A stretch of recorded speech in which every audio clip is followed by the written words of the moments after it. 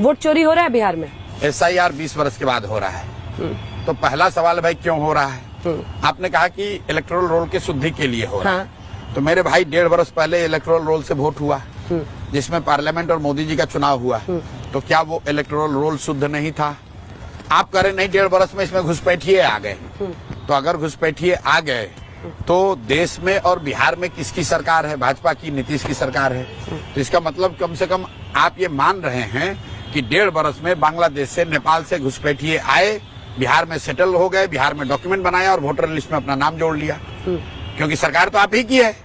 तो दोनों ओर तो आप बात नहीं कर सकते हैं। या तो आप कह रहे हैं कि जो पीछे इलेक्टोरल रोल था वो सही नहीं है, और अगर वो सही नहीं है इसके लिए सुधार कर रहे हो। इसमें 2 हिस्से हैं, एक तो घुसपैठियों वाला है, दूसरा है कई लोग मृत्यु हो जाती है लेकिन उनका नाम नहीं कटता है। कई लोग दूसरी जगह जाते हैं, पहला वोटर कार्ड सबमिट करने की प्रथा ही नहीं इंडिया में। डेथ वाली जो बात है या 2 जगहों पर डेथ वाली जो बात सुनिए, ये एक तो एडमिनिस्ट्रेटिव इनएफिशिएंसी है, और दूसरा अगर आप इसमें पॉलिटिकल कॉन्स्पिरेसी जिसकी चर्चा नहीं हो रही है, इतने डेथ लोगों का जो लोग जिंदा नहीं उनका नाम इसलिए है क्योंकि यहाँ पर जो 10 साल पर होना चाहिए था जनसंख्या का गणना, वो हुआ नहीं।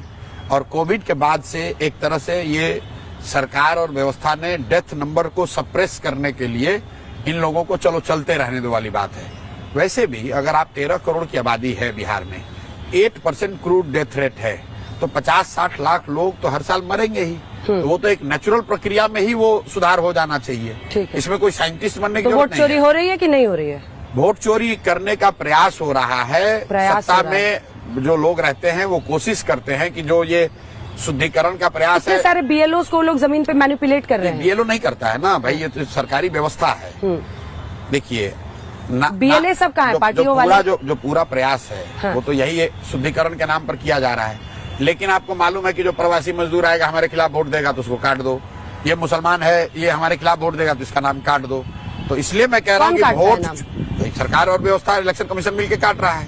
SIR अच्छा है, अच्छा खराब की बात नहीं है, आप होना चाहिए ना SIR हो। अरे भाई इतनी त्रुटियां हैं, कोई बात सुन लीजिए। बात देखिए, घुसपैठिए हैं सीमांचल के इलाकों में, जो ये बांग्लादेश से आप पश्चिम बंगाल के 3 मालदा, उत्तरी और दक्षिणी दिनाजपुर, वहां पर भी आप देखिएगा अबाव 50, उत्तर दिनाजपुर, नॉर्थ दिनाजपुर, मालदा, और वहां से आते हुए सीमांचल के चारों जिले, जहां पर मतलब किशनगंज में तो 68% के आसपास मुस्लिम पॉपुलेशन जी। वो आज थोड़ी घुसपैठिए हैं, नहीं आज नहीं हुआ, वो तो लंबे मसले से है। हाँ। तो भाई जहाँ मुस्लिम आबादी है वहाँ रहेगी। PM ने घुसपैठिए का मुद्दा उठाया। अरे भाई PM दोनों बात PM नहीं उठा सकते हैं। एक और कह रहे हैं कि हमने भारत को सुरक्षित कर दिया, मैं यहाँ का सबसे स्ट्रांग प्रधानमंत्री हूँ, देश की सीमाएं सुरक्षित हैं, अमित शाह जी नए वल्लभ भाई पटेल हैं, और दूसरी ओर कह रहे हैं कि घुसपैठिए आकर किशनगंज में रहने लगे।